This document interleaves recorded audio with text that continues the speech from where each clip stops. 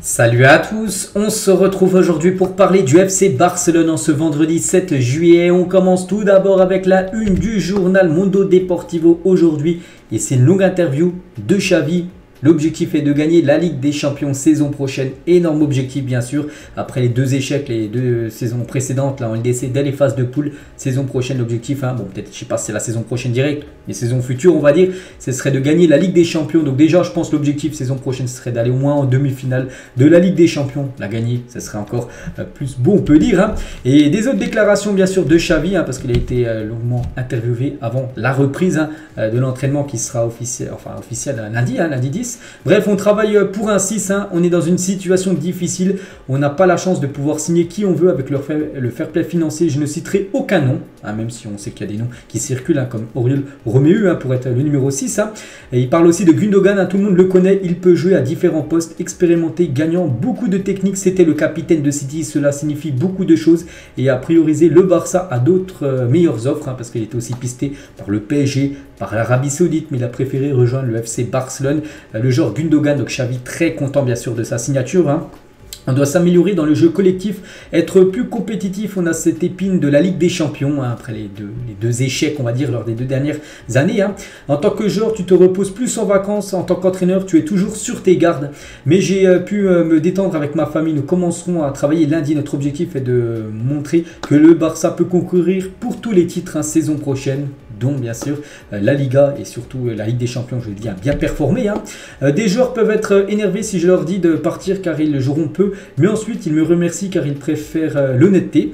Toujours avec Xavi, il parle aussi d'Ansu Fati, comme avec tous les autres, partiront de zéro lors de la pré-saison. Avec Baldé l'an dernier, on a eu d'autres idées, puis il a explosé. C'est vrai que là il remet les cartes hop là on peut dire, vraiment tout le monde repart de 0. C'est pas qu'un joueur a énormément joué qui jouera la saison prochaine, la pré-saison elle sera très importante, c'est-à-dire des joueurs comme Ansu Fati qui a peu joué on va dire saison dernière. Là vraiment les cartes sont remises en jeu, c'est-à-dire s'il fait une belle pré-saison, il sera titulaire et il restera au club saison prochaine. Il dit aussi l'arrière droit est un poste que nous aspirons à renforcer, mais l'affaire est liée à l'aspect économique. On sait que l'aspect financier est dans le rouge, on ne se ment pas. On n'est pas favori en Ligue des Champions, surtout après ces dernières années. On reste le Barça, donc cela doit être notre ambition.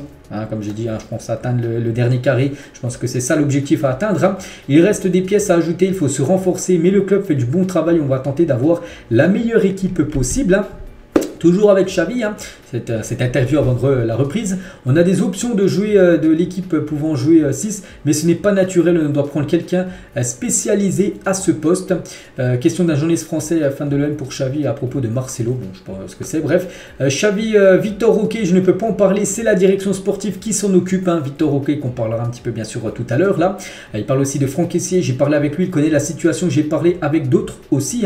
Je suis heureux pour Luis Enrique. C'est un grand coach, une référence. Donc il est heureux pour Luis Enrique qui devient coach du PSG, pour ceux qui ne savent pas.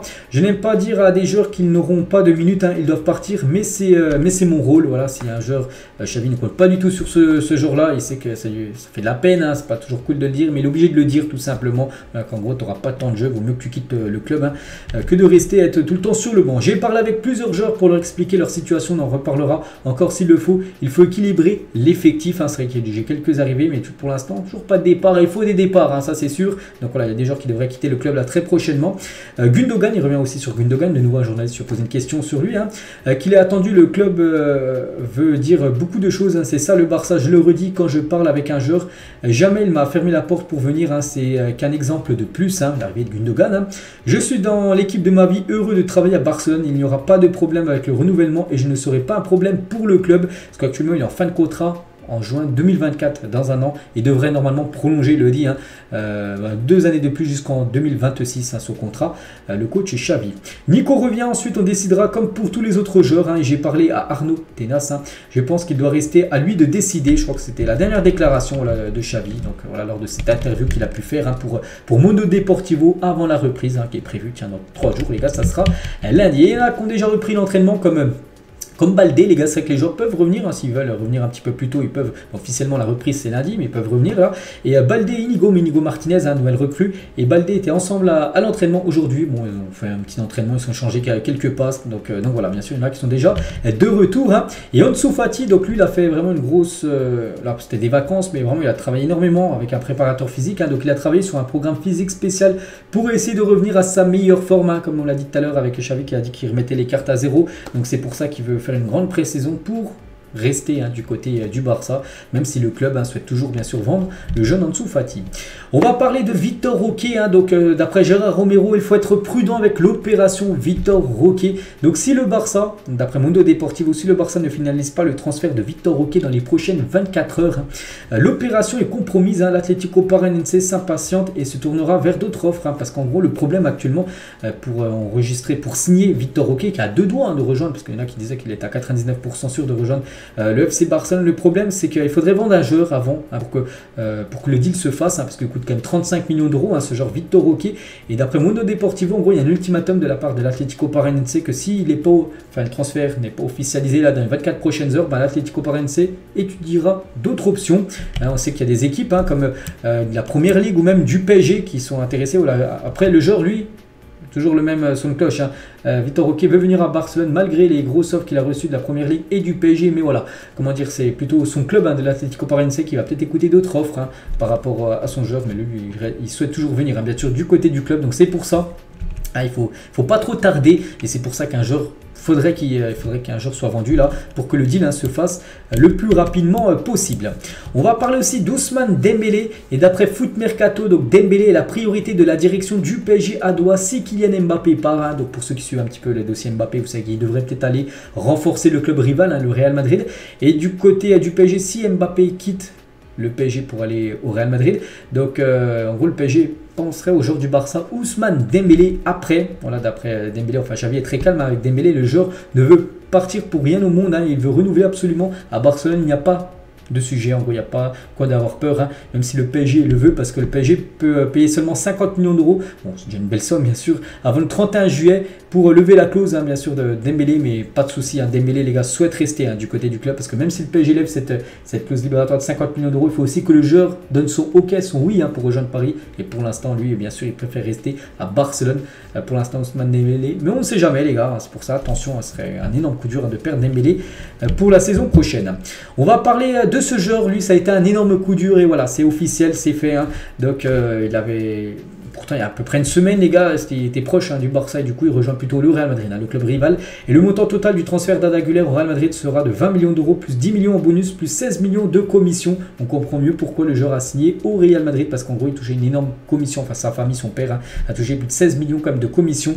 Donc, voilà, une commission que le Barça ne pouvait peut-être pas lui offrir, c'est peut-être pour ça en gros qu'il a préféré tout simplement jouer du côté du Real Madrid. Donc voilà, on n'en parlera plus. Arda Güler, on le verra peut-être jouer contre le Barça les années futures, parce qu'il joue maintenant du côté du Real Madrid, mais pas grave, parce que du côté du Barça, pas de quoi s'inquiéter. Regardez la jeunesse, avec Gavi 18 ans, avec Lamine Yamal 16 ans, avec Vitor Roque 18 ans, avec Ansu Fati 20 ans, ou même Pedri 20 ans.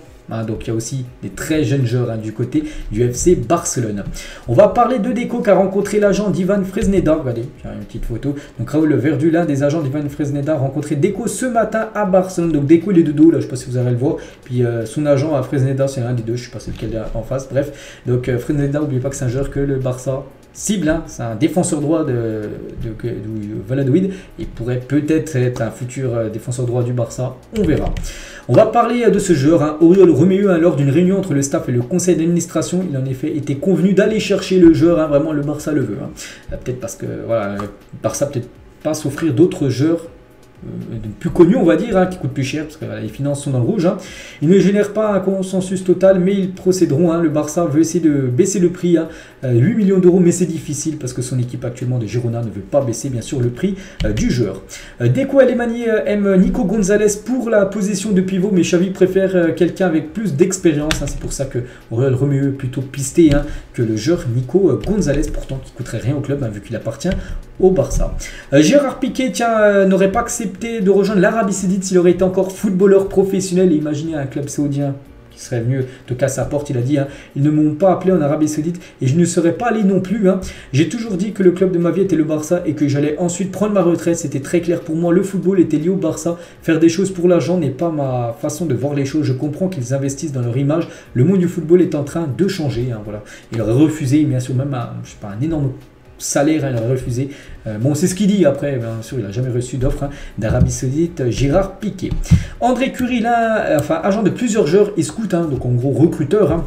Il a dit, Vigny était un fan du Barça, un vrai culé, donc c'est-à-dire un vrai supporter du Barça. Hein, c'est cet agent de joueur qui dit, hein, je peux dire qu'il a pleuré de bonheur après le remontada 6-1 du Barça contre le PSG. Il a regardé le match Vigny Junior, puis il était fou de joie, il était vraiment très très content. Donc voilà, une petite info concernant Vigny Junior, hein, peut-être fan secret, on va dire, hein, du FC Barcelone, enfin d'après hein, cet agent de plusieurs joueurs. Le Camp Nou, tiens, une petite photo les gars, bien sûr, du stade, hein, actuellement en travaux. Hein. Bon, voilà, on peut voir qu'il n'y a plus rien. Enfin, c'est pas qu'il n'y a plus rien, c'est que, si, en gros, il n'y a plus rien. Regardez, les sièges sont enlevés, il n'y a plus de pelouse. Donc, les grues sont là, c'est normal. Hein, voilà, le stade est en travaux, il sera prêt. 2026, tiens, hier ça va faire 1000 jours, enfin hier ça faisait 1000 jours, ça sera fini, donc là on a 999 jours tout simplement pour que les travaux soient officiellement finis.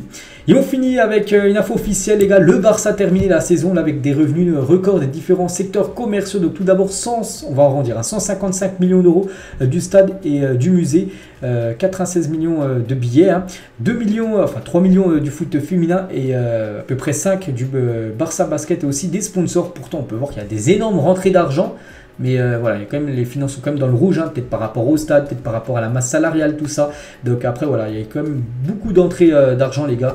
Voilà, alors, ça a été une saison quasiment avec des énormes records, on peut dire, à un niveau rentrée d'argent par rapport à ces secteurs-là. Et on finit avec ça, les gars. Donc j'espère que ça vous a plu. On se retrouve demain pour le prochain numéro. À demain.